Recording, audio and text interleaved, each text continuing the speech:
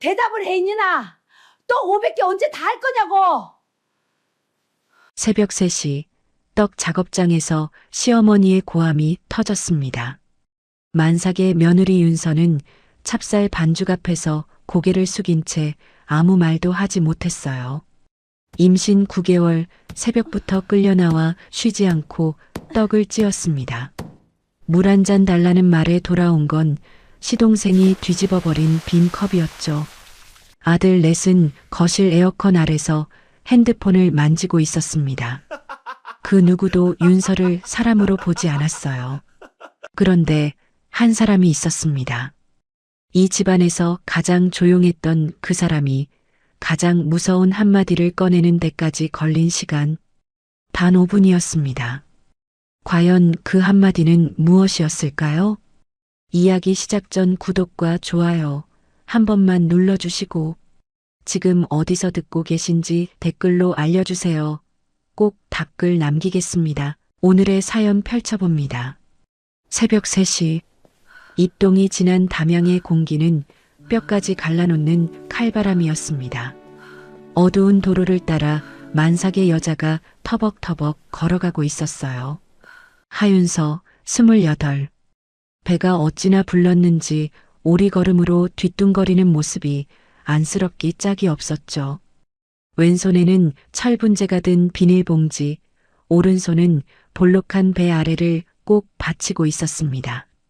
발끝은 감각을 잃은 지 오래고 낡은 운동화는 진창에 절어 걸음을 뗄 때마다 질퍽질퍽 소리를 냈어요. 뱃속에서 꿈틀 움직임이 느껴지자 윤서가 멈춰섰죠. 하람아, 엄마가 미안해. 이 추운 새벽에 너까지 깨웠지? 통통.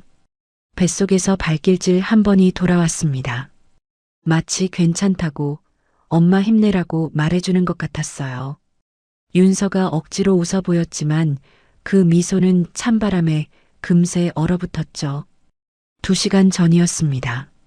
새벽 1시 시어머니 오금자의 전화 한 통이 이 새벽길의 시작이었어요. 야, 내일 축제떡 500인분이야. 쌀 불리는 것도 안 했잖아. 지금 당장 안 오면 이 집 며느리 아닌 줄 알아. 뚝. 일방적으로 끊긴 전화였죠. 남편 백도연은 서울식품회사 파견 근무 중이었습니다. 담양 시골에서 새벽 1시에 택시가 잡힐 리 없었어요. 버스는 진작 끊겼죠. 결국 윤서는 패딩 하나 걸치고 집을 나섰습니다. 시댁까지 도보 40분. 만삭의 몸으로 걷기엔 아득한 거리였어요. 저 멀리 언덕 위로 백시떡방 100년 전통 간판이 달빛 아래 덜렁덜렁 흔들렸죠. 윤서에게 그곳은 시댁이 아니었습니다. 지옥의 입구였어요. 새벽 3시 반 윤서가 떡집 작업장의 철문을 힘겹게 밀어 열었죠. 삐걱거리는 문틈 사이로 후끈한 습기와 함께 역한 냄새가 코를 찔러왔습니다. 쉰 콩물 냄새와 퀴퀴한 곰팡이 냄새가 뒤섞여 만삭의 위장이 곧바로 뒤집힐 것 같았어요. 입덧은 7개월째에 사라졌다고 생각했는데 이 냄새 앞에서는 소용없었죠. 간신히 헛구역질을 참으며 안으로 들어선 윤서의 눈이 휘둥그레졌습니다. 공간이란 공간은 전부 식재료로 점령당해 있었어요. 찹쌀 포대 12개가 벽에 기대어 쌓여 있었고 팥과 콩과 거피와 대추와 밤이 자루째 바닥을 뒤덮고 있었죠. 발 디딜 틈조차 없는 작업장이 마치 전쟁터의 탄약고처럼 보였습니다. 냉장고 문에 붙은 A4 용지 한 장이 윤서의 시선을 사로잡았어요. 송편 200개, 인절미 50판, 절편 30판, 약식 20kg, 시루떡 15판, 백설기 10판, 경단 300개. 리스트는 A사 한 장을 빼곡하게 채우고도 모자라 뒷면까지 이어져 있었죠. 맨 아래에는 오금자의 뾰족한 글씨가 적혀 있었습니다. 틀리면 죽어. 어머니. 윤서의 손이 파르르 떨렸어요. 이걸 나 혼자 다 하라고? 500인분이었죠. 이건 마을 축제 납품이 아니라 한 사람을 갈아 넣는 고문이었습니다. 윤서가 앞치마를 찾아 두르려는데 배가 너무 불러 끈이 묶이질 않았어요. 매듭을 겨우 옆구리에 걸치듯 묶고 쌀을 씻으려 하는데 안방 문이 벌컥 열렸죠. 시어머니 오금자였습니다. 머리에는 분홍 롤을 덕지덕지 말고 있었고 눈은 개슴츠레하게 반쯤 뜬 채였어요. 잠이 덜 깬 얼굴인데도 입은 이미 칼날처럼 날카로웠죠. 어머, 너 이제 왔어? 해가 중천인데 이제 기어 들어오면 어떡해? 어머님, 지금 새벽 3시 반이에요. 해가 뜨려면 아직 시끄러워. 오금자의 목소리가 작업장을 쩌렁쩌렁 울렸습니다. 공기가 얼어붙는 것 같았어요. 어디서 말대꾸야? 시골 할매가 그렇게 가르치더냐? 늦게 왔으면 죄송합니다 하고 바로 쌀부터 씻을 것이지 주둥이는 왜 놀려? 죄송합니다. 죄송하면 빨리 움직여. 나 아침에 건강 프로 봐야 하니까 시루 소리 크게 내지 말고 조용히 해. 오금자가 돌아서며 마지막 한마디를 꽂았죠. 아, 그리고 쓸데없이 도연이한테 전화 같은 거 하지 마.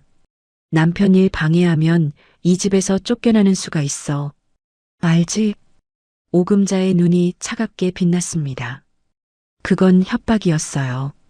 3년간 윤서의 입을 틀어막아 온 바로 그 협박이었죠. 갈 곳 없는 며느리를 올가매는 보이지 않는 족쇄였습니다. 도연에게서 전화가 올 때마다 윤서는 웃는 목소리를 만들었습니다.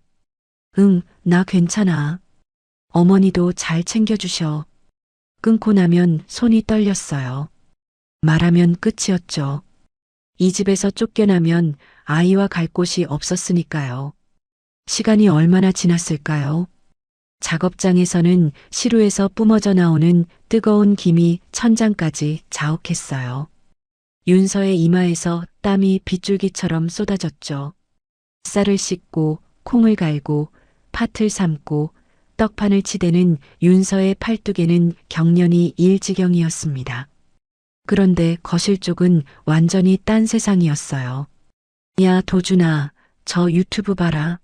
배꼽 빠지겠다. 둘째 도영이 소파 한가운데를 혼자 차지하고 드러누워 호들갑을 떨었죠. 내가 형인대를 입에 달고 사는 허세남답게 제일 좋은 자리는 항상 자기 몫이었습니다. 아, 시끄러워, 형. 나 차트 보는 중이야. 제발. 막내 도식이 스마트폰에서 눈을 떼지 못한 채 짜증을 냈어요.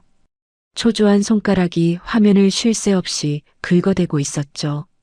주식 차트에 목숨을 건 남자의 불안한 습관이었습니다. 야, 막내, 냉장고에서 콜라 좀 꺼내와. 셋째 도훈이 에어컨 바람을 맞으며 명령했어요. 미신과 전통을 입에 달고 다니면서 정작 본인은 손가락 하나 까딱 안 하는 위선자였죠. 넷째 도준이 킬킬거리며 냉장고로 갔습니다. 콜라를 꺼내다 말고 작업장 쪽을 슬쩍 보더니 의미심장한 웃음을 지었어요. 장난이라는 포장지로 가장 잔인한 짓을 하는 게 도준의 특기였죠. 작업장에서는 만삭의 며느리가 홀로 500인분의 떡과 사투를 벌이고 있는데 벽 하나 너머에서는 성인 남자 넷이 에어컨 바람을 맞으며 꼼짝도 않고 있었습니다. 목이 타들어갈 것 같았어요. 윤서가 정수기 쪽으로 발을 옮겼죠. 종이컵 하나를 집어들고 물을 받으려는 찰나 소파에서 벌떡 일어난 셋째 도훈이 성큼성큼 다가왔습니다. 형수, 지금 뭐해요? 물 좀 마시려고요. 목이 너무 말라서. 아, 참나. 도훈이 피식 비웃었어요. 형수 진짜 몰라요? 떡 찌기 전에 만드는 사람이 물 마시면 떡이 설익는 거.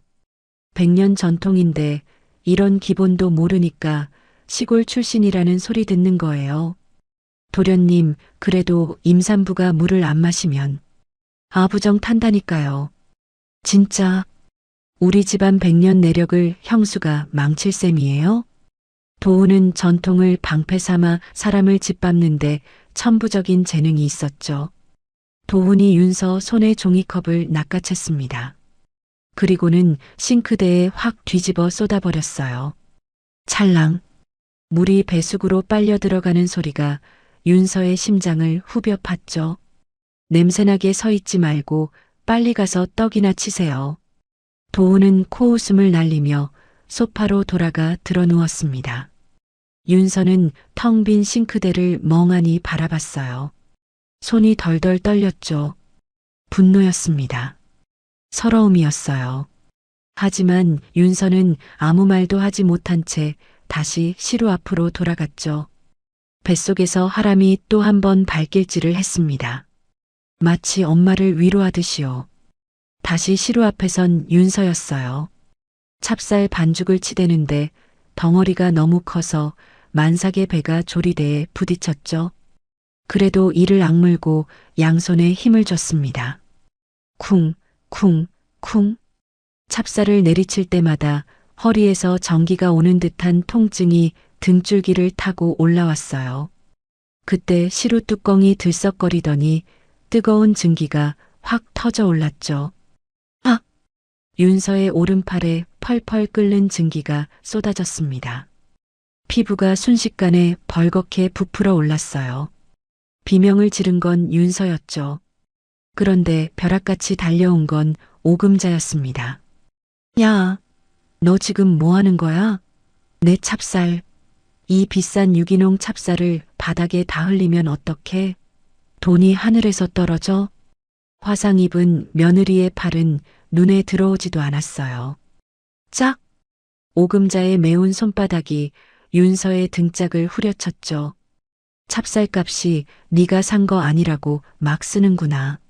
내가 전생에 무슨 죄를 지었길래 저런 걸 며느리로 들여서 이 고생이야. 윤서의 팔은 벌겋게 부어올라 쓰라렸지만 오금자의 눈에는 바닥에 흩어진 찹쌀 알갱이만 보였습니다. 빨리 안 죽고 뭐해? 한 톨도 버리면 안 돼. 윤서는 눈물을 꾹 삼키며 만삭의 배를 안고 쪼그리고 앉았어요. 떨리는 손으로 찹쌀을 한 알 한 알 주워 담았죠. 그 순간 주머니 속 휴대폰이 허벅지를 눌렀습니다. 도연에게 전화하고 싶었어요. 하지만 오금자의 말이 머릿속을 꽉 채웠죠. 남편한테 찡찡대면 이 집에서 쫓겨나. 갈 곳이 없었습니다. 할머니는 돌아가셨고 부모는 처음부터 없었어요. 쫓겨나면 만삭의 몸으로 하람이와 길바닥에 나앉는 것이었죠. 윤서는 휴대폰에서 손을 뗐습니다. 화상 입은 팔 위로 눈물 한 방울이 뚝 떨어졌어요. 그 눈물이 찹쌀 알갱이 위에 맺혀 반짝거렸죠. 하지만 그걸 본 사람은 아무도 없었습니다. 이 집에서 윤서의 눈물 따위는 찹쌀 한 톨보다 가치가 없었어요. 저녁 6시를 가리키는 벽시계였습니다. 윤서가 이 지옥 같은 작업장에 들어선 지 꼬박 15시간째 단 한 번도 앉지 못했어요. 발목은 코끼리 다리처럼 퉁퉁 부어올라 운동화 끈이 살을 파고들었죠. 허리는 부러지기 직전에 나뭇가지처럼 삐걱거렸습니다. 그래도 윤서의 손은 멈추지 않았어요. 시루에서 김이 오르고 떡판이 인절미가 쭉쭉 늘어나고 절편 틀에 반죽이 꾹꾹 눌렸죠. 500인분 중 겨우 절반이었습니다. 배가 돌덩이처럼 딱딱하게 뭉쳐왔어요. 윤서가 조리대를 붙잡고 거칠게 숨을 몰아쉬었죠. 잠시라도 앉아야겠다는 생각에 식탁 의자를 힘겹게 끌어당겼습니다. 엉덩이를 걸치려는 바로 그 찰나였어요. 화당. 누군가 의자를 발로 걷어차 버렸죠. 올려다보니 둘째 도영이 팔짱을 끼고 서 있었습니다. 형수, 제정신이야? 내가 형인데 형도 안 앉았는데 형수가 의자에 앉으면 되나? 자기는 거실 소파 한가운데를 혼자 차지하고 누워있으면서 하는 소리였어요. 도영에게 중요한 건 사실이 아니라 체면이었죠. 아주버님 배가 너무 아파서 잠시만. 어른들 다 거실에 계신데 며느리가 의자에 개념을 밥 말아 드셨나 봐. 서서 해. 서서. 바닥에 넘어진 윤서의 입에서 고통스러운 신음이 흘러나왔습니다. 겨우 일어난 윤서의 눈앞이 노랗게 변했어요. 안 돼. 하람이. 도연 씨한테 전화해야 해. 오금자의 협박이 떠올랐지만 더 이상 참을 수가 없었죠. 윤서가 주머니에서 휴대폰을 꺼냈습니다. 손이 너무 떨려서 화면을 제대로 누를 수가 없었어요. 여보, 제발 받아. 그때 뒤에서 불쑥 손이 나타나 휴대폰을 낚아챘죠. 넷째 도준이었습니다. 킬킬거리는 얼굴이 장난치는 아이 같았지만 그 눈빛은 차갑기 짝이 없었어요. 형수 뭐해요? 형한테 이르려고요? 돌려줘요. 제발. 아기가 이상하단 말이에요. 아, 형수 진짜 재밌다. 매일 이러니까 놀리고 싶은 거 아시죠? 형수 표정이 지금 너무 웃겨요. 도준이 웃으며 항상 웃으며 휴대폰을 펄펄 끓는 콩물 솥을 향해 높이 들어 올렸죠. 안 돼. 퐁. 휴대폰이 뜨거운 콩물 속으로 빨려 들어갔습니다. 윤서가 비명을 지르며 솥 쪽으로 손을 뻗었지만 이미 콩물 밑바닥으로 가라앉은 뒤였어요. 어머 세상에. 내 콩물. 축제 납품용 콩물을 다 망쳤잖아. 안방에서 뛰쳐나온 오금자의 눈에는 가라앉는 휴대폰이 아니라 더럽혀진 콩물만 보였죠. 오금자가 윤서를 밀쳤습니다. 쿵.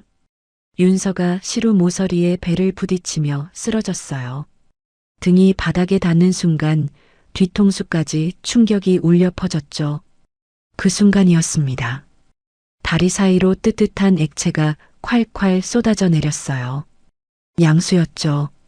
그리고 붉은 피가 작업장 타일 바닥을 천천히 그러나 확실하게 적시기 시작했습니다. 어머님 피가. 윤서가 피 묻은 손을 뻗으며 애원했어요. 도와주세요.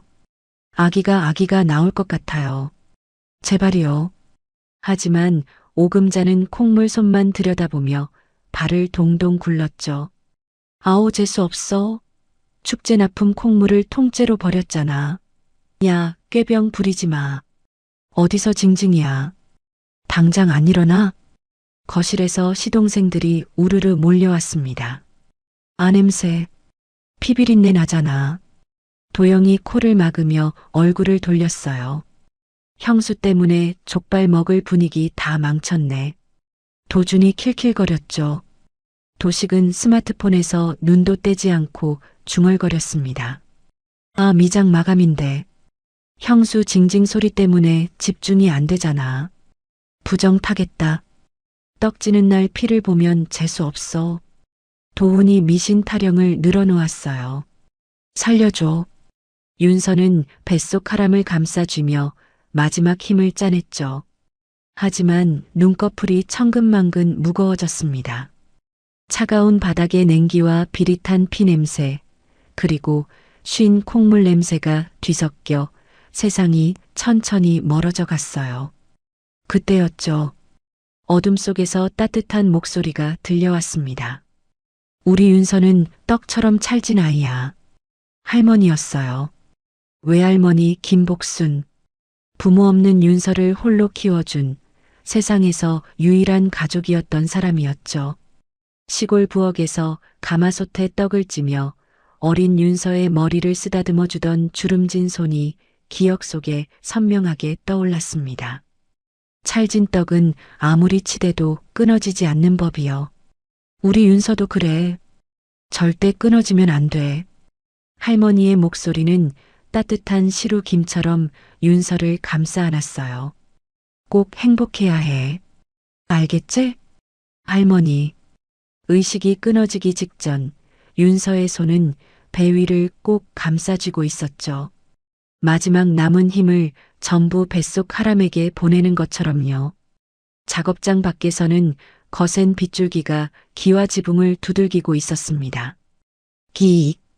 날카로운 브레이크 소리와 함께 택시 한 대가 떡집 대문 앞에 급정거했어요. 뒷문이 열리고 튀어나온 건 백도연이었죠. 이마에서 붉은 피가 주르륵 흘러내리고 있었습니다. 빗길에 미끄러져 가드레일을 들이받는 사고를 낸 거였어요. 머리가 찢어지는 고통이 밀려왔지만 도연은 지혈할 생각도 못한 채 대문을 향해 비틀거리며 뛰었죠. 윤서야, 전화는 왜 안 받아? 이상하게 가슴이 두근거리고 불길한 예감이 떠나질 않았습니다. 바로 뒤에 검은색 SUV가 미끄러지듯 들어와 멈췄어요. 백종만이었죠. 수행비서가 우산을 펴들었지만 도연은 아버지를 기다린 겨를도 없이 도어록 비밀번호를 거칠게 눌렀습니다. 삐삐, 철커덕. 현관문이 열리자마자 후끈한 습기와 함께 비릿한 냄새가 코를 후벼 팠어요. 기름 냄새가 아니었죠. 콩물 냄새 사이로 섞여드는 날 것 그대로의 피 냄새였습니다. 도연의 동공이 지진이 난 듯 흔들렸어요. 거실을 지나 작업장으로 뛰어든 도연의 입에서 짐승 같은 비명이 터져나왔죠. 으아, 윤서야. 그곳은 지옥이었습니다. 엎어진 콩물솥, 흩어진 떡 반죽, 그 사이에 쓰러져 있는 아내. 윤서의 하반신은 양수와 피로 흥건하게 젖어 있었어요. 창백하게 질린 얼굴에는 핏기가 하나도 남아있지 않았죠. 윤서야, 정신 차려. 여보. 도연이 윤서를 끌어안고 흔들었지만 고개가 힘없이 툭 떨어질 뿐이었습니다. 뒤따라 들어온 백종만이 작업장 입구에서 멈칫했어요. 평생 산전수전 다 겪은 사람이었지만 눈앞의 참상에 숨이 턱 막혔죠. 그는 곁에 선 수행 비서에게 눈짓을 보냈습니다. 비서가 말없이 품에서 소형 카메라를 꺼내 현장을 기록하기 시작했어요. 그때 오금자가 작업장으로 성큼 들어왔죠. 아니, 이 기집애가 왜 바닥에 자빠져 있어? 시위하냐? 오금자가 윤서의 머리채를 잡으려 손을 뻗는 순간이었습니다. 탁! 도연이 오금자의 손목을 낚아챘어요. 손대지 마. 이글거리는 눈이었죠. 왜 말 안 했어? 우리 윤서한테 이러고 있었으면서. 당신들이 사람이야? 사람이냐고. 도연의 포효가 작업장을 뒤흔들었습니다. 백종만 옹은 떨리는 손으로 휴대폰을 들었어요. 앰뷸런스, 지금 당장. 나지막하지만 천둥 같은 한마디였죠. 요란한 사이렌 소리가 빗소리를 뚫고 담양의 밤하늘을 갈랐습니다. 구급차가 떠난 뒤 집안에는 묘한 정적이 흘렀습니다. 하지만 그 정적은 불과 30분도 가지 못했어요. 작업장 바닥에는 아직도 비릿한 핏자국이 타일 위에 선명한데 거실 테이블 위에는 김이 모락모락 나는 족발과 양념치킨이 한가득 펼쳐져 있었죠. 윤서가 피를 흘리며 쓰러지기 직전까지 만들었던 인절미와 절편도 그 옆에 아무렇게나 쌓여 있었습니다. 아유, 피 냄새 때문에 입맛 다 떨어지겠네. 얘들아, 창문 좀 열어라. 오금자가 코를 찡그리며 족발 한 점을 집어 입에 넣었어요. 며느리가 자, 피를 건배. 쏟으며 실려간 지 30분밖에 안 됐는데 그 치킨도 입에서는 먹어봐, 맛있어. 족발 뜯는 치킨 바삭하네, 쩝쩝 최고야. 소리가 나고 소주 한잔 있었죠. 넣을까? 어머니 더 드세요. 야, 술 가져와. 형수 때문에 기분이 꿀꿀한데 소주나 한잔하자. 도훈이 전통 타령은 잊은 채 소주를 따랐습니다. 짠. 아, 시원하다. 근데 형은 진짜 재수도 없지. 하필 오늘 사고를 쳐서. 도영이 잔을 홀짝이며 체면 차리듯 혀를 찼어요. 형수도 그래. 배 아프면 미리 병원을 갈 것이지 꼭 떡 만들 때 자빠지냐? 관종이야, 관종. 도준이 킬킬거렸죠. 도식은 한 손에 소주잔, 한 손에 스마트폰을 쥐고 차트를 새로 고침하고 있었습니다. 아, 미장 마이너스 3%야. 씨. 며느리가 죽을 뻔한 날에도 각자의 추악함은 한치도 변하지 않았어요. 백종만옹은 1인용 가죽 소파에 깊숙이 몸을 묻은 채 그 광경을 지켜보고 있었죠. 눈앞에 저 인간들이 내 아내고 내 자식들이라니. 구역질이 올라왔습니다. 30년간 전국의 떡 행사와 식품 박람회를 돌아다니며 집안을 등한시했던 자신의 죄가 뼈저리게 느껴졌어요. 아내가 며느리를 학대하는 줄도 몰랐고 아들들이 이렇게 썩어가는 줄도 몰랐죠. 내가 괴물들을 키웠구나. 내 손으로. 백종만 옹의 시선이 거실벽 정중앙에 걸린 액자로 향했습니다. 100년짐이 100년의 맛이라는 뜻이었어요. 100년 전통을 자랑하던 이 집안의 가훈이었죠. 아버지가 그 아버지의 아버지가 대대로 물려온 네 글자였습니다. 하지만 지금 이 순간 그 네 글자가 자신을 비웃고 있는 것 같았어요. 백종만 옹의 손이 지팡이 손잡이를 움켜쥐었죠. 손마디가 하얗게 질릴 정도로 힘이 들어갔습니다. 그때 천장 구석의 화재 감지기 속에서 작은 렌즈 하나가 번뜩였어요.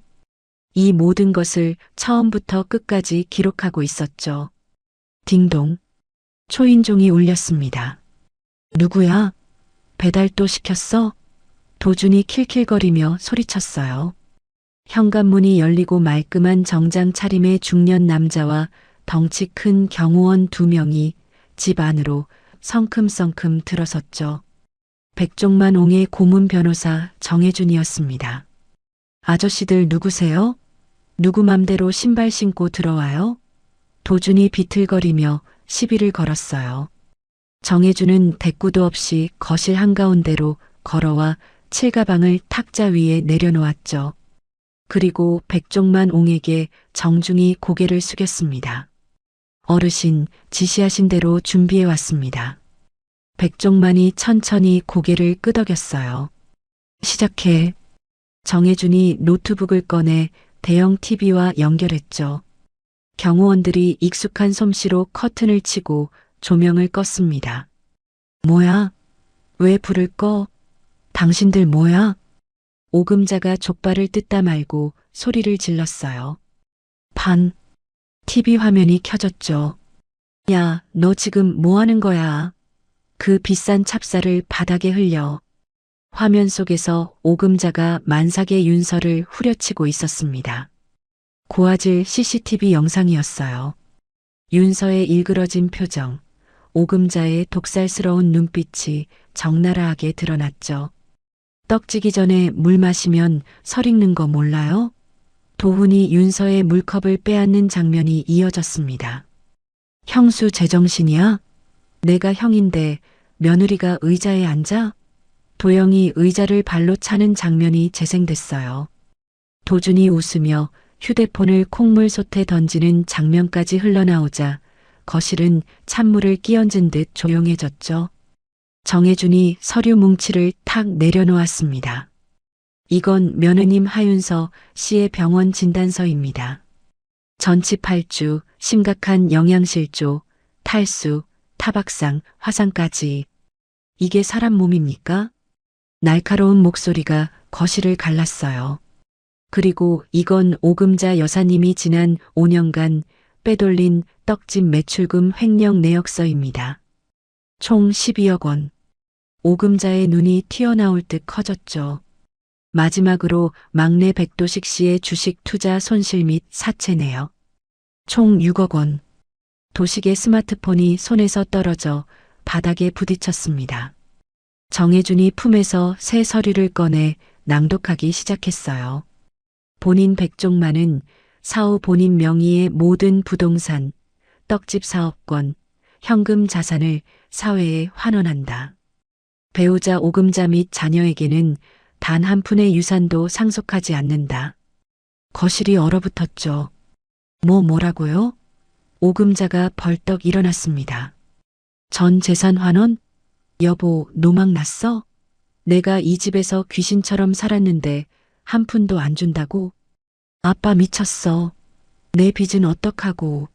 도식이 눈을 뒤집으며 소리쳤어요. 그러더니 갑자기 주방 쪽으로 뛰어가 벽에 걸린 낫을 집어들었죠.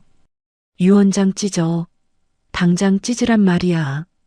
도식이 낫을 휘두르며 백종만 옹 쪽으로 돌진했습니다. 경호원의 움직임이 더 빨랐어요. 한 명이 도식의 손목을 걷어차 낫을 떨어뜨리고 그대로 팔을 꺾어 바닥에 제압해버렸죠. 으악! 내 팔! 백종만 옹은 테이블 위에 지갑들을 집어들었습니다. 품에서 가위를 꺼내 법인카드와 신용카드를 하나하나 싹둑싹둑 잘라냈어요. 잘린 카드 조각들이 족발 기름 위로 우수수 떨어졌죠. 내 돈으로 흥청망청 쓰던 시절은 끝났다. 백종만이 지팡이를 들어 벽에 백년짐이 액자를 있는 힘껏 후려쳤습니다. 와장창 유리가 산산조각 나며 바닥으로 떨어졌어요. 그는 족발과 떡이 뒤섞여 난장판이 된 테이블 앞으로 다가갔죠. 조상님 죄송합니다. 제가 자식 농사를 망쳤습니다. 썩은 살은 도려내야죠. 백종만 옹의 두 손이 테이블 모서리를 움켜쥐었습니다. 으아, 뒤집어졌어요. 족발 뼈와 치킨 조각과 윤서가 목숨 걸고 만든 떡이 뒤범벅이 되어 바닥에 쏟아졌죠. 나가. 낮지만 묵직한 한마디였습니다. 경호원들이 오금자와 아들들을 짐짝처럼 현관으로 끌고 갔어요. 안 나가. 내가 이 집 안주인인데 어딜. 오금자가 소파 다리를 붙잡고 버텼죠.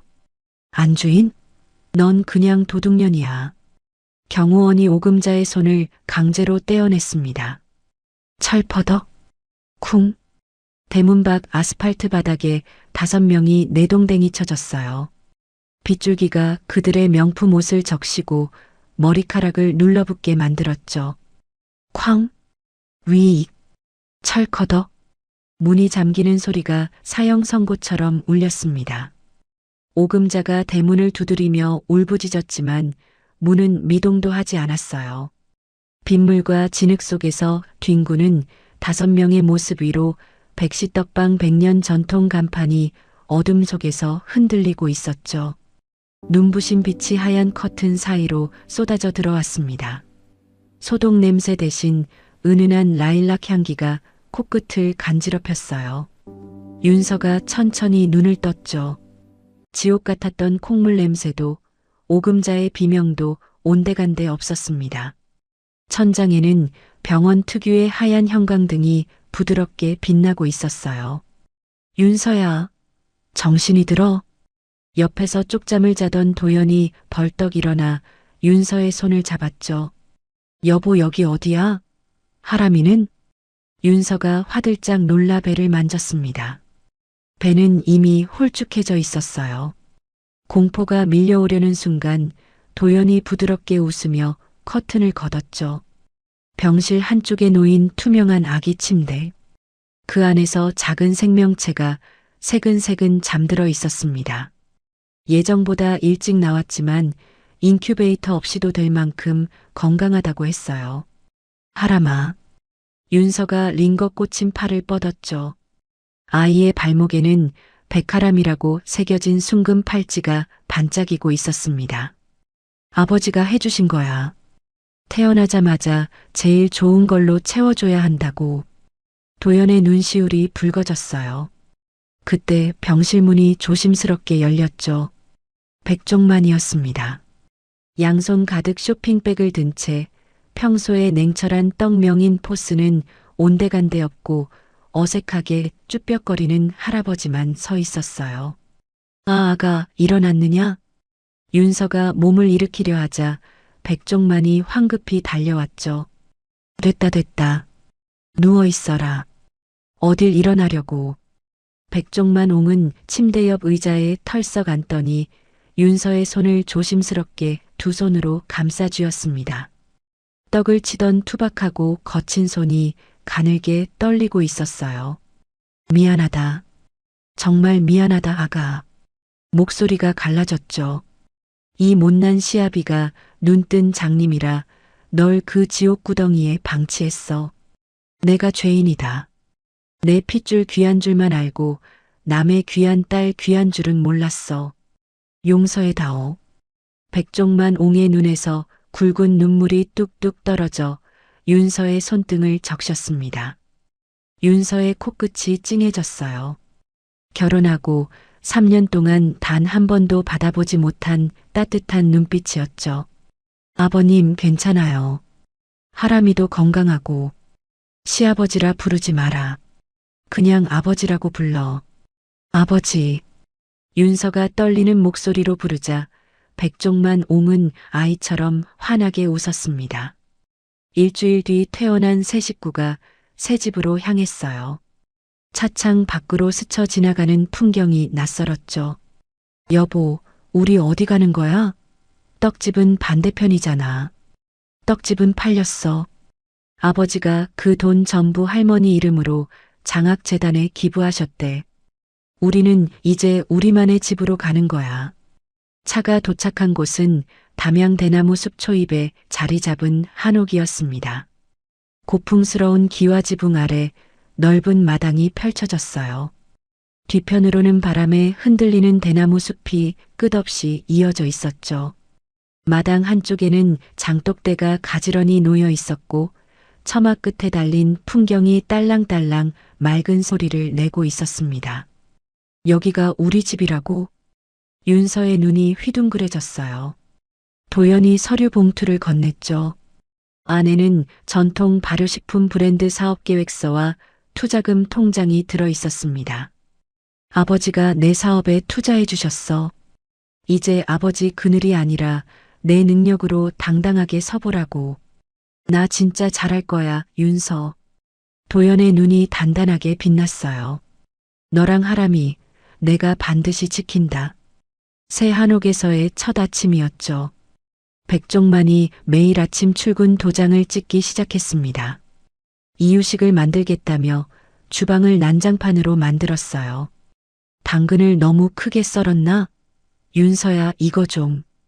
그때 스토브 위 냄비 뚜껑이 들썩거리며 쉬익 증기가 올라왔죠. 그 소리에 윤서의 몸이 돌처럼 굳었습니다. 쉬익. 시루 소리였어요. 그날 밤 작업장에서 팔을 덮친 뜨거운 증기, 오금자의 매운 등짝, 차가운 바닥에 번져가는 피. 시루 김 사이로 오금자의 얼굴이 겹쳐 보였죠. 윤서야? 윤서야. 도연이 달려왔을 때 윤서는 주방 구석에 웅크린 채 온몸을 파르르 떨고 있었습니다. 눈동자에 초점이 풀려 있었어요. 그곳에 있으면서 그곳에 있지 않은 사람의 눈이었죠. 도연이 윤서를 조심스럽게 끌어안았습니다.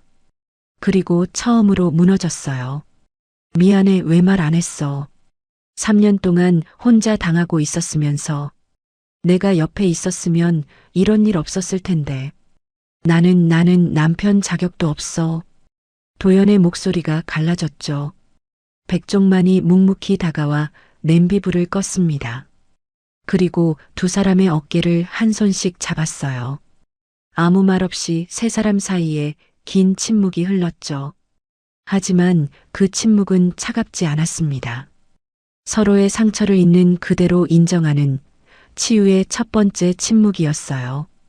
며칠이 지나 윤서의 상태가 조금씩 나아지기 시작했죠.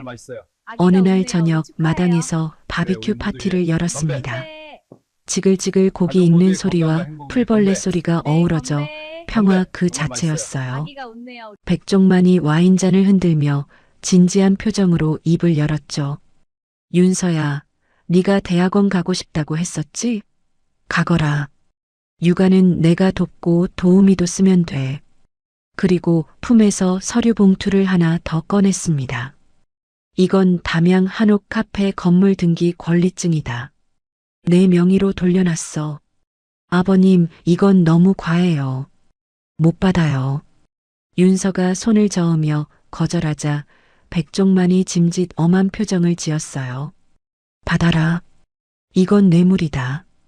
나중에 이 늙은이 힘없어지면 며느리가 안구박하도록 미리 주는 보험료야.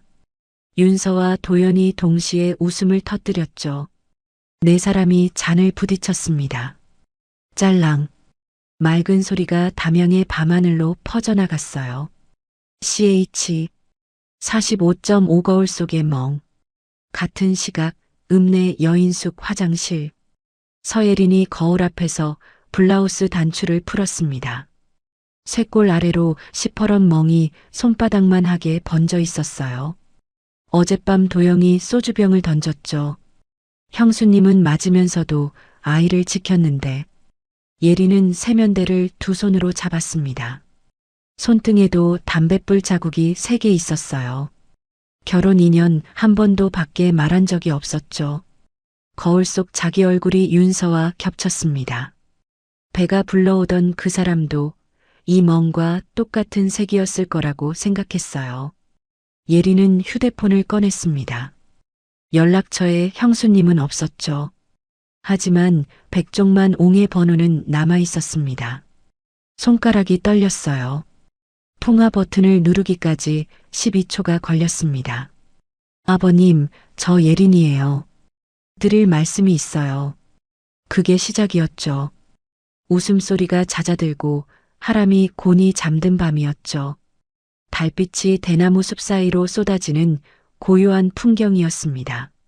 하지만 그 평화가 영원할 거라고 믿는 건 너무 순진한 생각이었어요.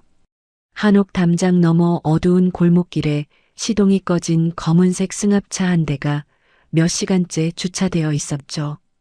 짙은 선팅 너머로 누군가의 붉게 충혈된 눈동자가 2층 창문을 노려보고 있었습니다. 행복해? 아주 깨가 쏟아지지. 쉰 목소리의 남자가 핸들을 톡톡 두드리며 중얼거렸어요. 조수석에는 날카롭게 간 낫 한 자루가 번뜩이고 있었죠. 기다려. 내 돈 다 받아낼 거니까. 남자의 시선이 2층 아기방 창문에 멈췄습니다. 하람이 이름 예쁘네.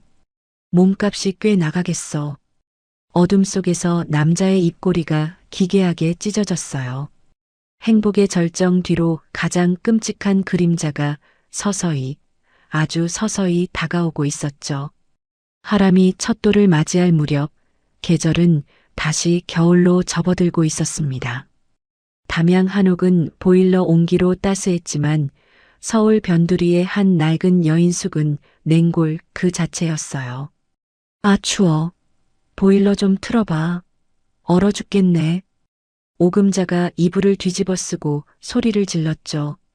곰팡이 핀 벽지, 바퀴벌레가 기어다니는 장판. 5평 남짓한 방에서 오금자와 내 아들이 짐짝처럼 엉겨붙어 지내고 있었습니다. 엄마 돈 없어? 라면 살 돈도 없잖아. 도영이 컵라면 하나를 붙잡고 투덜거렸어요.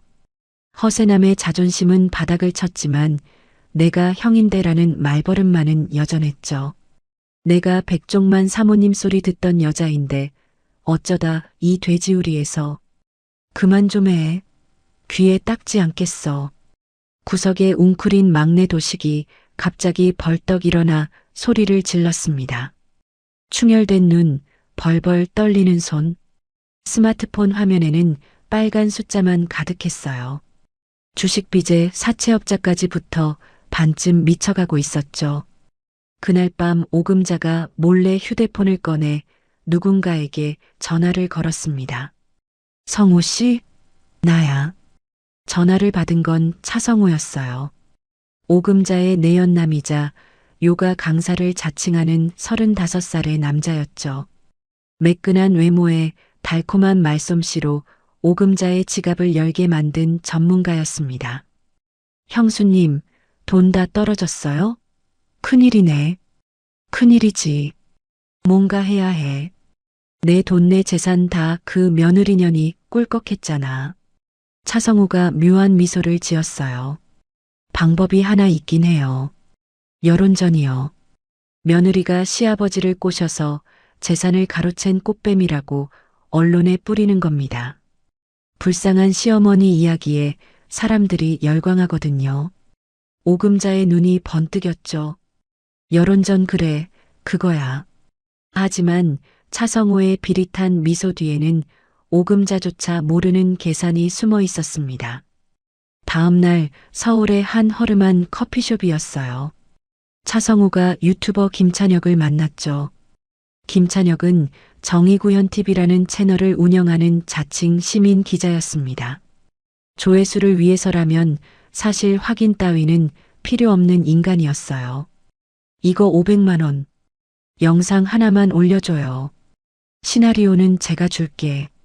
차성우가 두꺼운 봉투를 테이블 위로 밀었죠. 김찬혁이 봉투를 열어보고 눈이 커졌습니다. 이 정도면 자극적으로 뽑아드리죠. 조회수 보장합니다. 커피숍을 나선 차성우는 즉시 오금자에게 전화를 걸었어요. 형수님, 1천만 원 들었어요. 요즘 유튜버들이 비싸네요. 실제로는 500만 원이었죠. 나머지 500만 원은 차성우의 주머니로 들어갔습니다. 오금자가 떡집에서 빼돌린 12억 중 무려 8억이 이런 식으로 이 기생충 같은 남자에게 빨려 들어간 것이었어요. 오금자는 속고 있었죠. 하지만 그건 동정받을 이유가 되지 못했습니다. 며칠 뒤 인터넷이 발칵 뒤집혔어요. 충격. 떡명가 며느리 시아버지 유혹해 300억 가로채. 폐륜 며느리의 실체 시어머니와 시동생을 거리로 내쫓은 악녀. 정의구현TV의 자극적인 영상이 조회수 100만을 돌파했죠. 영상 속에는 모자이크 처리된 오금자가 나와 눈물을 훔치고 있었습니다. 윤서의 한옥 카페 SNS는 악플로 도배됐어요. 그리고 카페 앞에 사람들이 몰려왔죠. 꽃뱀년이다. 퍽! 퍽! 날달걀과 밀가루가 윤서에게 쏟아졌습니다. 고급 정장이 순식간에 계란 범벅이 되었어요. 오금자가 일당을 주고 동원한 사람들과 유튜브를 맹신하는 추종자들이 윤서를 애워싸고 욕설을 퍼부었죠. 경호원들이 윤서를 감싸 차에 태웠습니다. 차 안에서 윤서는 달걀물을 닦지도 못한 채 주먹을 꽉 쥐었어요. 참지 않을 거야. 이번엔 내가 끝낸다. 약하기만 했던 며느리의 눈빛이 달라지고 있었죠. 그날 밤 윤서의 휴대폰이 울렸습니다. 발신자는 서예린이었어요. 둘째 시동생 백도영의 아내였죠. 언니 나야 예린이. 예린 씨? 지금 무슨 용건이에요? 경계하는 윤서의 목소리에 예린이 울먹였습니다.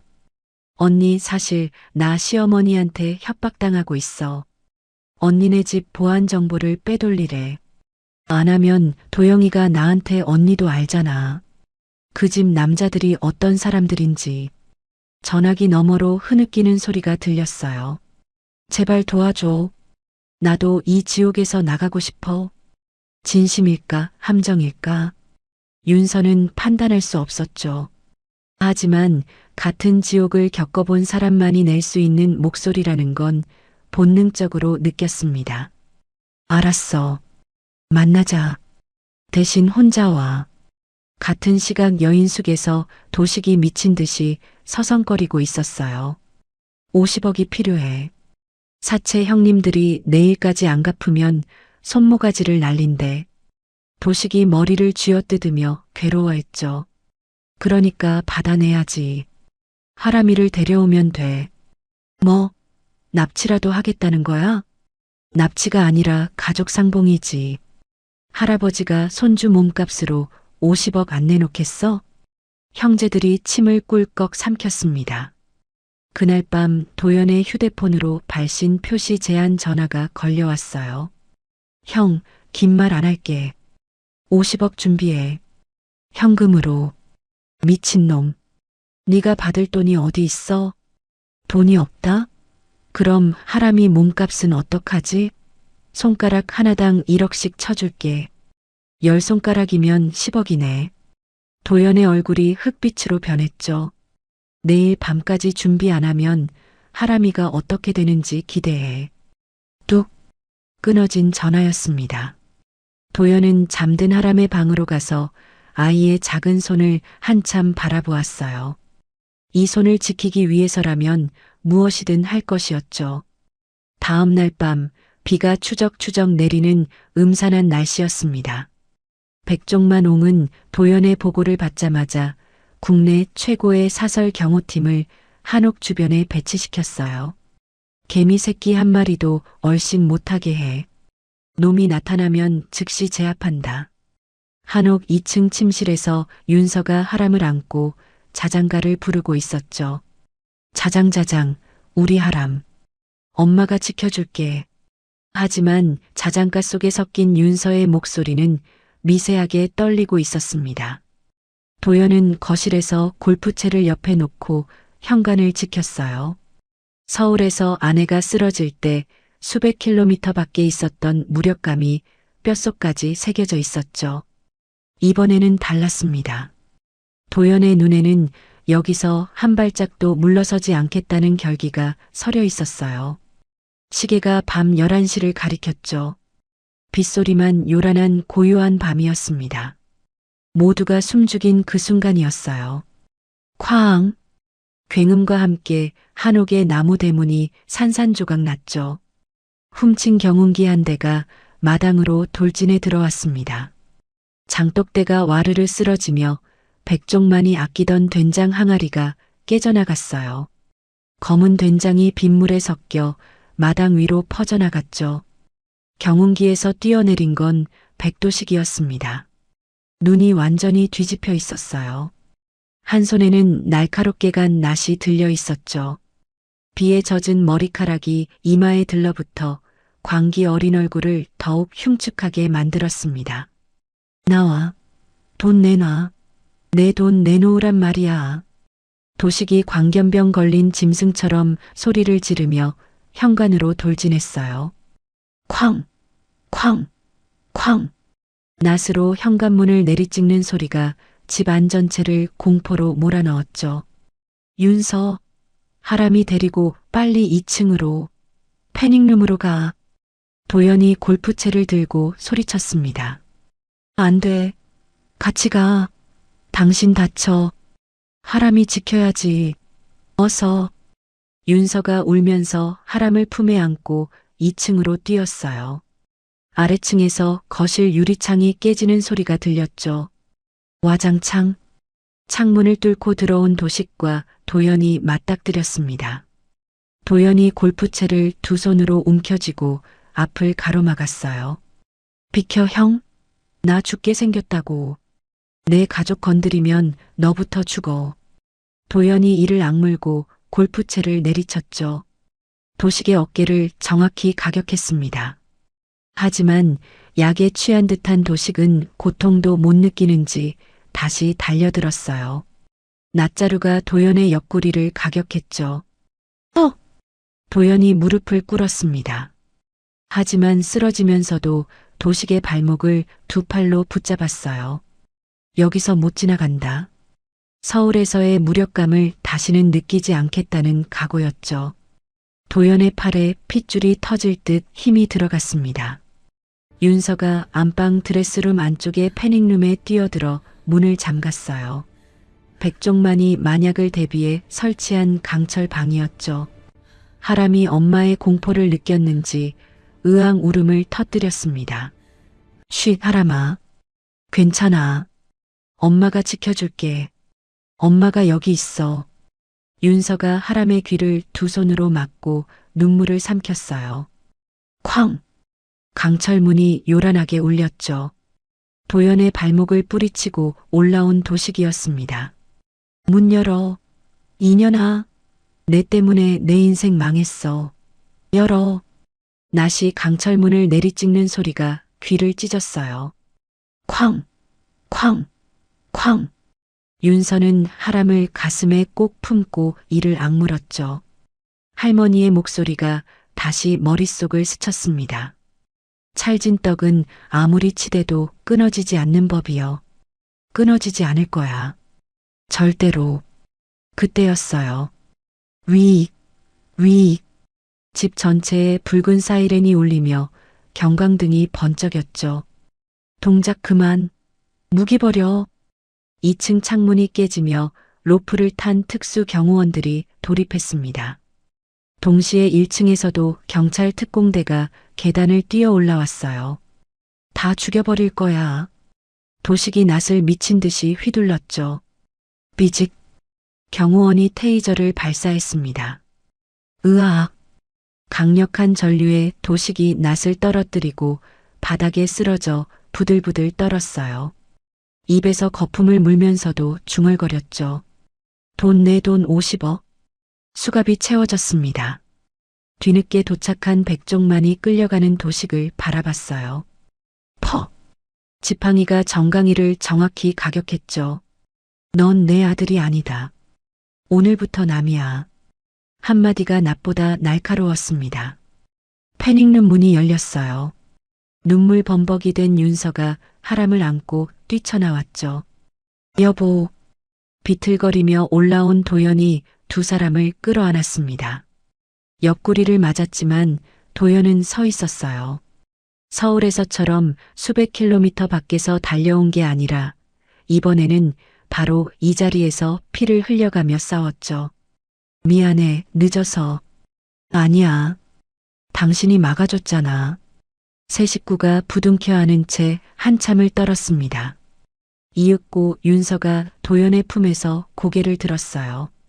눈물로 범벅인 얼굴이었지만 눈빛은 완전히 달랐죠.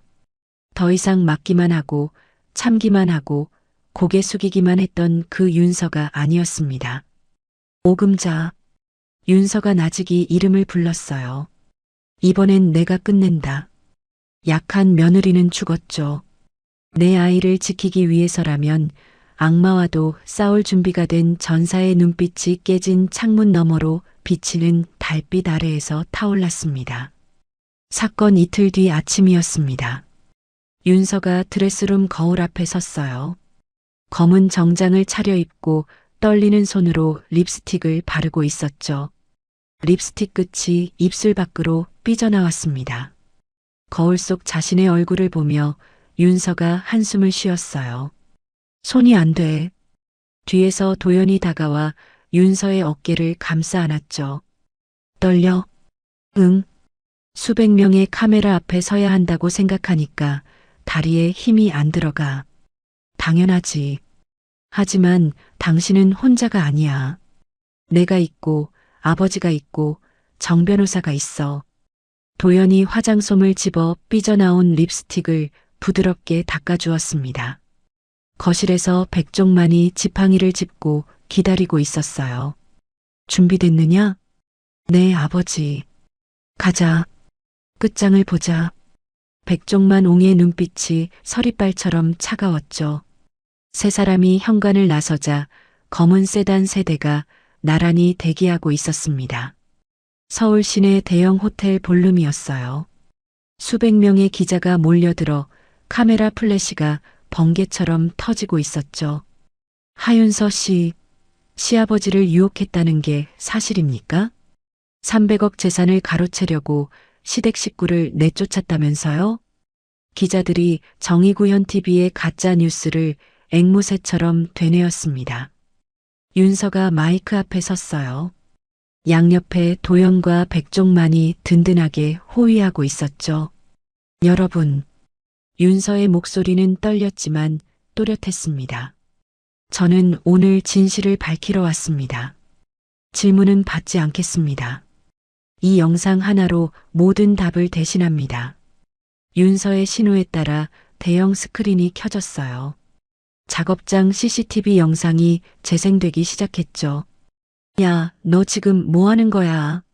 그 비싼 찹쌀을 바닥에 흘려. 화면 속에서 오금자가 만삭의 윤서를 후려치고 있었습니다. 떡지기 전에 물 마시면 설 익는 거 몰라요? 도훈이 윤서의 물컵을 빼앗는 장면이 이어졌어요. 형수 제정신이야? 내가 형인데 며느리가 의자에 앉아? 도영이 의자를 발로 차 윤서를 넘어뜨리는 장면이 나왔죠. 도준이 킬킬거리며 휴대폰을 콩물솥에 던지는 장면, 그리고 오금자가 윤서를 밀쳐 시루에 부딪히게 하는 장면까지 연이어 공개되었습니다. 기자들 사이에서 탄식과 분노가 터져나왔어요. 저게 사람이야? 임산부한테 저럴 수가 있어? 하지만 충격은 거기서 끝이 아니었죠. 하람이 손가락 하나당 1억씩 쳐줄게. 도식의 협박 전화 녹취록과 경운기 돌진 장면이 공개되자 볼륨 전체가 숨을 죽였습니다. 꽃뱀 며느리라는 루머가 산산조각 나는 순간이었어요. 그때 볼륨 뒷문이 열렸죠. 서예린이었습니다. 수백 명의 시선이 일제히 쏠렸어요. 예린은 창백한 얼굴이었지만 발걸음만큼은 단단했죠. 증인석에 선 예린이 마이크를 잡았습니다. 저는 둘째 며느리 서예린입니다. 볼륨이 웅성거렸어요. 시어머니 오금자 씨는 저를 협박해서 윤서 언니 집의 보안 정보를 빼돌리게 했습니다. 거부하면 남편 도영이가 저를 때렸습니다. 예린의 목소리가 떨렸지만 멈추지 않았죠. 하지만 더 이상 못 참겠습니다. 시어머니의 횡령 경로, 내연남 차성호에게 돈이 어떻게 흘러갔는지, 유튜버 김찬혁에게 돈 주고 가짜 제보한 내역까지 전부 여기 있습니다. 예린이 USB 하나를 정해준 변호사에게 건넸어요. 장내가 발칵 뒤집혔죠. 차성호가 커피숍에서 김찬혁에게 건넨 돈 봉투의 전후 사정이 고스란히 담겨 있었습니다. 오금자의 거미줄이 통째로 들려나가는 순간이었어요. 백종만이 천천히 마이크 앞에 섰죠. 내 며느리 하윤서는 이 집안의 유일한 사람이었습니다. 낮지만 천둥 같은 목소리였습니다. 나머지는 짐승이었습니다. 아내를 포함해서 기자들의 플래시가 미친 듯이 터졌어요.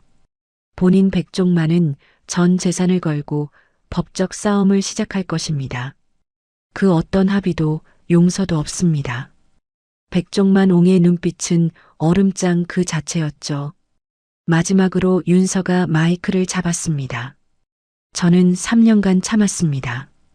맞아도 참고, 굶어도 참고, 모욕당해도 참았어요. 윤서의 눈에 눈물이 맺혔죠. 하지만 내 아이를 건드린 순간 참는 건 끝났습니다. 정적이 흐르더니 볼륨에서 박수가 터져 나왔습니다. 회견이 끝나기도 전에 인터넷 여론이 180도 뒤집혔어요. 시댁이 아니라 조폭이었네. 오금자 감옥 보내라. 정의구현TV 가짜뉴스 유포 고소해야. 실시간 검색어 1위부터 10위까지 전부 이 사건으로 도배되었죠. 같은 시각 서울 변두리 여인숙에서 오금자가 작은 TV 화면을 바라보고 있었습니다. 화면 속에서 자신의 학대 장면이 반복 재생되고 있었어요. 윤서를 후려치는 자기 모습, 콩물 걱정만 하는 자기 얼굴이 전국에 송출되고 있었죠. 오금자의 얼굴이 창백하게 질려갔습니다. 손에 들린 컵라면이 바닥으로 떨어져 국물이 장판 위로 흘러내렸어요. 끝났어, 다 끝났어. 오금자가 무릎을 꿇고 주저앉았죠. 하지만 진짜 끝은 아직 시작도 하지 않았습니다. 법의 심판이 기다리고 있었어요. 기자회견 다음 날 새벽이었습니다. 쾅, 쾅, 쾅. 문 열어. 경찰입니다. 여인숙 문이 부서져라 열리고 형사들이 들이닥쳤어요. 오금자 씨, 당신을 명예훼손, 무고, 횡령 및 가정학대 혐의로 긴급 체포합니다. 백도영, 백도훈, 백도준 씨도 특수협박 및 방조 혐의로 체포합니다. 형사들이 수갑을 채우자 오금자가 발버둥을 쳤죠. 이거 내가 뭘 잘못했어. 다 며느리년이 꾸민 거야. 억울해. 아들들도 줄줄이 엮였습니다. 엄마 때문에 이게 뭐야. 도영이 체면 따위는 잊고 악을 썼어요. 부정 타서 이 꼴이 난 거야. 도훈이 미신 타령을 늘어놓았죠. 나는 진짜 관계없는데. 도준이 이번에는 웃지 못했습니다. 경찰차 안에서도 서로를 탓하며 멱살잡이를 벌이는 추한 모습이 취재진 카메라에 고스란히 담겼어요. 몇 달 뒤 법정이었죠. 윤서가 증인석에 앉아 피고인석의 오금자와 시동생들을 똑바로 바라보았습니다. 수의를 입고 초췌해진 그들은 윤서의 눈을 피하며 고개를 숙이고 있었어요. 증인은 피해 사실을 진술해 주십시오. 윤서가 담담하게 입을 열었죠. 저는 결혼 후 3년간 시어머니에게 남편한테 말하면 쫓겨난다는 협박을 받았습니다. 새벽마다 떡집에 불려가 혼자 작업했고 임신 9개월에 15시간 연속으로 서서 떡 500인분을 만들었습니다. 물 한 잔 마시는 것도 허락받지 못했습니다. 법정이 숨을 죽였어요. 그날 저는 시어머니에게 밀쳐져 시루 모서리에 배를 부딪히고 쓰러졌습니다. 양수가 터지고 피를 흘렸지만 그 누구도 119에 전화하지 않았습니다. 대신 TV 볼륨을 높이고 족발을 시켰습니다. 방청석에서 흐느끼는 소리가 들렸죠. 이에 있습니다. 저건 사고였어요. 제가 언제 밀쳤어요. 오금자가 소리쳤습니다. 피고인은 조용히 하십시오. CCTV 영상에 명백히 기록되어 있습니다. 판사의 일갈에 오금자가 입을 다물었어요. 재판 과정에서 예상치 못한 진실이 추가로 드러났죠. 차성호가 단순한 요가 강사가 아니라 전문 결혼 사기꾼이었던 것이었습니다. 경찰 수사 결과 차성호는 과거에도 부유한 중년 여성 3명에게 접근해 총 15억을 뜯어낸 전과가 있었어요. 오금자가 떡집에서 빼돌린 12억 원 중 무려 8억을 차성호가 가짜 투자 명목으로 빼먹었죠. O-3에서 유튜버에게 건넨 500만 원도 원래는 1천만 원이라고 오금자에게 보고했던 것처럼 모든 거래에서 차성호는 절반 이상을 가로챘습니다. 오금자 역시 속은 피해자인 셈이었어요. 하지만 판사는 냉정했죠. 피고인 오금자가 내연남에게 사기를 당한 것은 별개의 사안입니다. 그것이 며느리에 대한 학대를 정당화할 수 없습니다. 법정에서 오금자와 차성호가 서로를 향해 악을 쓰는 장면은 막장 중의 막장이었습니다. 차성호, 이 사기꾼, 내 돈 돌려내. 할머니가 먼저 꼬신 거잖아요. 모텔 CCTV 다 있어요. 방청석에서 실소가 터져 나왔어요. 판결문이 읽혔죠. 피고인 오금자는 며느리에 대한 지속적 학대, 허위 사실, 유포, 횡령 등 죄질이 극히 불량하다. 징역 5년을 선고한다. 탕. 피고인 백도식은 조카 납치 미수 흉기를 이용한 특수주거침입 및 살인미수 등 죄질이 극히 불량하다. 징역 12년을 선고한다. 탕. 피고인 백도영, 백도훈, 백도주는 각각 징역 3년, 2년, 1년 6개월을 선고한다. 탕. 법정이 아수라장이 되었습니다. 형 때문에 다 망했잖아. 도영이 체면 따윈 집어던지고 소리를 질렀어요. 부정 탔다니까? 떡지는 날 피 봐서 이렇게 된 거야. 도훈이 끝까지 미신 타령이었죠. 아, 나 진짜 억울해. 장난이었다니까. 도준이 처음으로 웃지 않았습니다. 법정 경위들에게 끌려나가면서도 서로에게 욕설을 퍼부었어요. 피고인석이 비워질 때까지 추한 멱살잡이가 이어졌죠. 형이 확정되자마자 백종만 옹의 법무팀이 귀신같이 움직였습니다. 집행관입니다. 압류 집행하겠습니다. 오금자가 숨겨둔 차명 계좌, 친구 집에 맡겨둔 명품 가방, 도영이 와이프 몰래 빼돌린 반지, 도식이 숨겨둔 코인 지갑까지 바닥을 탈탈 털어 모조리 압류했어요. 그리고 백종만 옹은 제게 인맥을 총동원했죠. 내 이름을 걸고 부탁하네. 저놈들 출소하면 그 어떤 곳에서도 발붙이지 못하게 해주게. 알바 자리 하나도 주지 마. 잔인한 거 아닙니까? 누군가 묻자 백종만이 차갑게 대답했습니다. 잔인? 내 며느리가 흘린 피에 비하면 이건 자선사업이야. 놈들이 출소해서 껌도 못 사먹게 만들 거야. 대한민국에서 백종만의 블랙리스트에 오르면 할 수 있는 건 아무것도 없었어요. 그들은 감옥에서 나와도 영원히 사회의 밑바닥을 기어다닐 운명이었죠. 법원 정문이었습니다. 시민들이 박수를 치며 윤서에게 응원을 보냈어요. 힘내세요. 정의는 승리합니다. 윤서와 도연, 백종만이 나란히 법원 계단을 내려왔죠. 기자들의 플래시 세례가 이제는 축복의 불빛처럼 느껴졌습니다.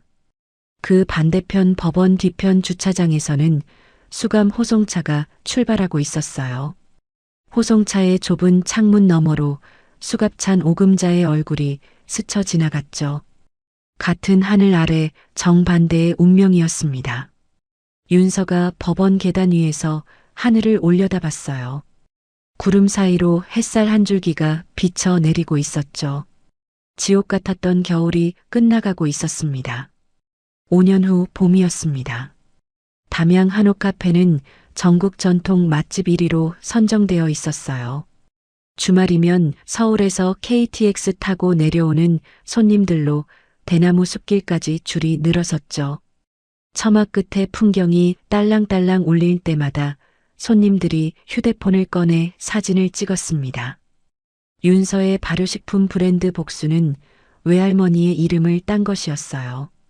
된장, 간장, 고추장 세트가 일본과 미국으로 수출되며 연매출 50억을 돌파했죠. 한옥 카페 2층 사무실에서 윤서가 화상회의를 하고 있었습니다. 미국 바이어 측에서 물량을 2배로 늘려달라고 합니다. 공장 라인 증설 스케줄부터 확인하고 내일 보고해 주세요. 5년 전 떡집 작업장에서 찹쌀 알갱이를 줍던 여자가 맞나 싶을 정도로 당당한 CEO의 모습이었어요. 하지만 윤서의 사무실 책상 위에는 작은 액자 하나가 놓여 있었죠. 할머니 김복순과 어린 윤서가 함께 찍은 빛바랜 사진이었습니다. 같은 날 오후 전국 어린이 요리대회 시상식장이었어요. 영광의 대상 수상자를 호명하겠습니다. 만점을 기록한 백하람 어린이. 우레와 같은 박수가 터져 나왔죠. 단상 위로 똘망똘망하게 생긴 6살 하람이가 올라갔습니다. 맨 앞줄 귀빈석에서 백종만이 벌떡 일어나 손을 흔들었어요. 하람아, 할아버지 여기 있다. 예전에 날카롭던 떡명이는 간데없고 손주 바보 할아버지만 서 있었죠. 옆에서는 윤서와 도연이 손을 꼭 잡은 채 눈시울을 붉히고 있었습니다. 하람이가 마이크 앞에 서서 또랑또랑한 목소리로 말했어요. 세상에서 제일 사랑하는 엄마 아빠 그리고 매일 저랑 떡 만들어주시는 할아버지에게 이 상을 바칩니다. 사랑해요. 백종만이 참지 못하고 주름진 볼을 타고 흐르는 눈물을 훔쳤죠. 뱃속에서부터 그 모진 고생을 하고 태어난 아이가 이렇게 보란듯이 건강하게 자라주었습니다. 같은 시각 정반대의 풍경이 펼쳐지고 있었어요. 담양 시외버스터미널 근처 무료 급식소에서 백도영과 백도훈이 식판을 들고 줄 맨 끝에 서 있었죠. 누더기 점퍼에 꼬질꼬질한 때가 낀 얼굴이었습니다. 야 형, 깍두기 국물 남겨. 밥 말아먹게. 도훈이 투덜거렸어요. 네가 가서 더 달라고 해. 내가 형인데 쪽팔리게 그런 걸 해야겠냐? 도영은 여전했죠. 깍두기 한 조각을 두고 형제가 멱살을 잡고 뒹굴었습니다. 한편 도주는 편의점 야간 알바 중 유통기한 지난 삼각김밥을 몰래 먹다 걸려 해고된 뒤 길바닥에 나앉아 있었어요. 한때 웃으면서 남을 괴롭히던 그 입꼬리는 더 이상 올라가지 않았죠. 백종만 옹의 블랙리스트에 올라 편의점 알바조차 구할 수 없는 그들이었습니다. 한때 100년 전통 떡집의 아들로 떵떵거렸던 자들의 말로였어요. 쪽방촌 단칸방이었죠. 한낮인데도 빛 한 줌 들어오지 않는 곰팡이 핀 방에 오금자가 누워 있었습니다. 수감 중에 치매가 시작되었고 출소 후에는 자식들에게마저 버림받아 이곳에 방치된 것이었어요. 밥밥 좀. 오금자가 앙상하게 마른 손으로 허공을 휘저었죠. 방 안에는 먹다 남은 찬밥 덩어리와 쉰 김치뿐이었습니다. 방구석 고물 TV에서 뉴스가 흘러나왔어요. 오늘 어린이 요리 대회에서 대상을 받은 백하람 군의 소감입니다. 화면에 하람의 환한 미소, 그 뒤에서 박수치는 윤서와 도연과 백종만, 옹의 모습이 잡혔죠. 오금자의 흐릿한 눈동자가 순간 커졌습니다. 저거 내 손주 내 아들. 기억이 오락가락하면서도 본능적으로 알아본 걸까요? 아니면 뼈저린 후회가 뇌리에 박힌 걸까요? 내가 떡질게, 내가 떡 다 찔게. 5년 전 제사날 며느리에게 시켰던 바로 그 말을 중얼거리며 오금자가 TV를 향해 손을 뻗었어요. 하지만 아무도 대답하는 이는 없었죠. 담양 한옥 카페 디저트 코너에서 서예린이 찹쌀 경단을 빚고 있었습니다. 법정 증언 후 도영과 이혼한 예린은 윤서의 도움으로 이곳에서 새 출발을 했어요. 처음에는 경단 하나 빚는 것도 서툴렀지만 지금은 단골 손님이 예린의 경단만 찾아올 정도가 됐죠. 언니, 오늘 경단 반죽 잘 된 것 같아. 예린아, 그때 용기 내줘서 정말 고마워. 네가 증인석에 안 섰으면 지금 이 자리 없었어. 윤서가 예린의 손을 잡았습니다. 나야말로 언니가 손 내밀어줘서 살았지. 그 집에서 혼자 썩어갈 뻔했어. 두 여자는 마주보며 웃었어요. 같은 지옥을 겪은 사람만이 나눌 수 있는 연대의 미소였죠. 카페 창문 너머로 대나무 숲이 바람에 흔들리고 두 사람의 웃음소리가 경단의 달콤한 향기와 함께 퍼져나갔습니다. 윤서가 쪽방촌 골목에 서 있었어요. 곰팡이 핀 방 안의 오금자는 몇 달 사이에 10년은 늙어버린 듯 쭈글쭈글해져 있었죠. 윤서야 아가, 내가 잘못했다. 나 좀 데려가 다오. 여기 먹을 게 없어. 냄새나고 추워. 오금자가 마른 손을 내밀며 애원했습니다. 어머님, 윤서는 차가운 눈으로 그녀를 바라봤어요. 밥이 맛없으세요? 제가 만삭에 500인분 떡 만들면서 물 한 잔 못 마시던 거 기억하세요? 그때 어머님이 족발 드시면서 웃으셨잖아요. 오금자가 입을 열었지만 아무 말도 나오지 않았죠. 맛없는 밥 드시면서 평생 반성하세요. 이게 마지막입니다. 윤서가 자리에서 일어났습니다. 윤서야, 제발 돈 좀 1억만이라도. 쾅! 윤서는 쪽방촌 골목을 빠져나오며 깊게 숨을 들이마셨죠. 밖에서 도영과 백종만이 기다리고 있었습니다. 끝났어? 네, 끝났어요. 윤서가 미소 지었어요. 담양 대나무 숲에 벚꽃이 피었습니다.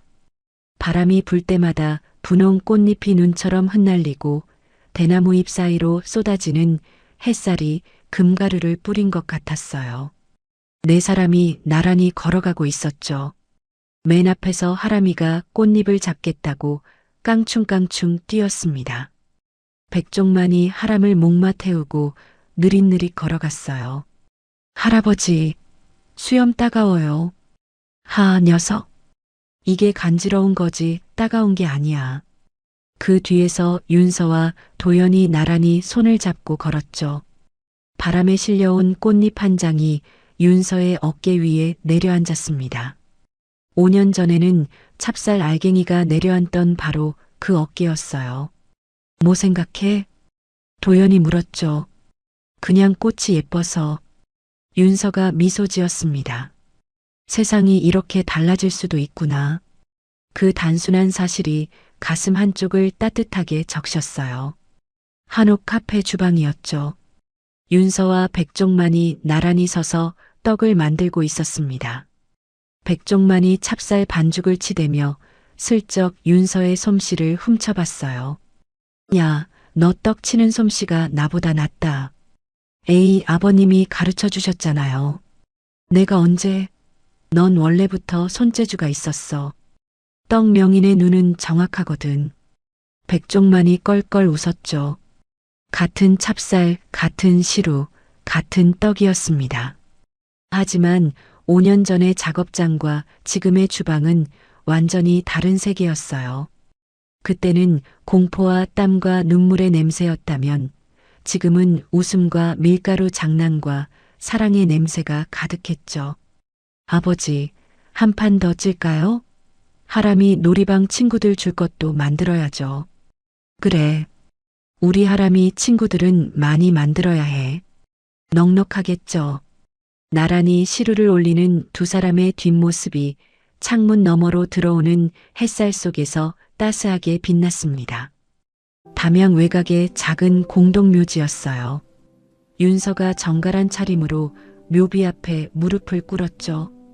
김복순, 윤서를 키워준 외할머니의 이름이 새겨진 비석이었습니다. 윤서는 보자기를 풀어 떡 한 접시를 묘비 앞에 올렸어요. 직접 만든 찹쌀떡이었죠. 할머니, 윤서가 떨리는 목소리로 말했습니다. 나 행복해. 할머니가 말한 것처럼 떡처럼 찰진 사람이 됐어. 바람이 불었어요. 벚꽃잎이 묘비 위로 살랑살랑 내려앉았죠. 마치 할머니가 고개를 끄덕이는 것처럼. 찰진 떡은 아무리 치대도 끊어지지 않는 법이요. 할머니의 목소리가 바람결에 실려온 것 같았습니다. 안 끊어졌어, 할머니. 약속 지켰어. 윤서는 묘비를 쓰다듬으며 미소 지었어요. 눈물 한 방울이 떡 위에 떨어졌죠. 그 눈물은 5년 전 찹쌀 위에 떨어졌던 것과 같은 눈물이었지만 의미는 완전히 달랐습니다. 한옥 카페 마당이었어요. 벚꽃이 만개한 배경 앞에 네 식구가 나란히 섰죠. 자, 찍습니다. 김치, 찰칵. 사진 속 네 사람의 미소가 벚꽃보다 환하게 빛났습니다. 와, 사진 잘 나왔다. 하람이가 카메라 화면을 보며 방방 뛰었어요. 윤서가 사진을 들여다봤죠. 피 한 방울 섞이지 않았지만 세상에서 가장 따뜻한 울타리였습니다. 보육원도 아니고 시댁도 아닌 진짜 가족이 여기 있었어요. 사랑해요, 우리 가족. 윤서가 사진을 가슴에 품으며 속삭였죠. 같은 시각이었습니다. 서울 변두리 쪽방촌 단칸방에 오금자가 웅크리고 있었어요. 추워 밥 좀. 출소 후 치매가 깊어진 오금자를 찾아오는 사람은 아무도 없었죠. 아들들은 자기 밥 먹기도 바빴고 내연남 차성호는 감옥에 있었습니다. 오금자의 손에는 찢어진 가족사진 한 장이 쥐어져 있었어요.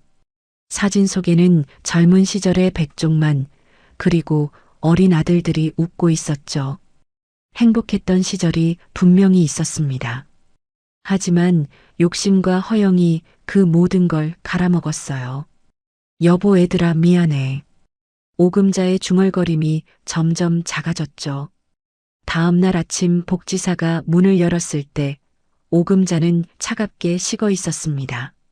손에 쥔 가족 사진만이 마지막까지 놓지 못한 미련이었어요. 차가운 겨울을 견딘 나무만이 가장 아름다운 꽃을 피운다고 하죠. 윤서는 그 겨울을 견뎠습니다. 쉰 콩물 냄새 속에서 펄펄 끓는 시루 앞에서 차가운 작업장 바닥에서 수없이 치대지고 눌리고 짓밟혀도 끊어지지 않았어요. 할머니가 말한 것처럼 찰진 떡이 되었죠. 뿌린 대로 거두는 세상입니다.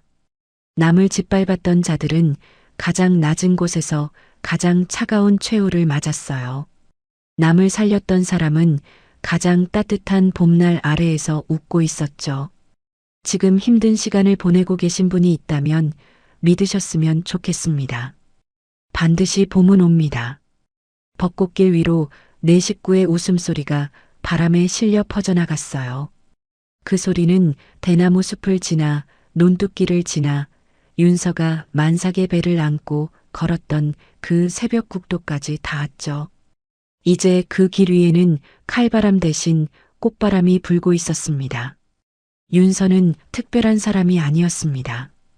그저 아이를 지키고 싶었던 평범한 엄마였어요. 새벽마다 떡을 찌우면서도 등짝에 손자국이 남으면서도 그 사람은 단 한 번도 아이에게 미안하다는 말 대신 괜찮아, 엄마가 있어다고 속삭였죠. 가끔 우리는 참는 게 미덕이라고 배웁니다. 가족이니까 견뎌야 한다고, 시간이 지나면 나아질 거라고요. 하지만 이 이야기가 말해주는 건 하나입니다. 참는 것과 무너지는 것은 다르다는 거예요. 내가 부서지면서까지 지켜야 할 관계는 이 세상에 없습니다. 누군가의 며느리이기 전에, 누군가의 아내이기 전에 나는 나였습니다. 그걸 잊지 않았던 윤서가 결국 봄을 만났듯이 지금 힘든 시간을 보내고 계신 분들도 반드시 자신만의 봄을 만나시길 바랍니다. 꺾이지 않으면 반드시 피어납니다. 여기까지 들어주신 것만으로도 정말 감사해요. 혹시 공감되신 부분이 있으셨다면 댓글로 한마디 남겨주시면 정말 큰 힘이 됩니다. 감사합니다.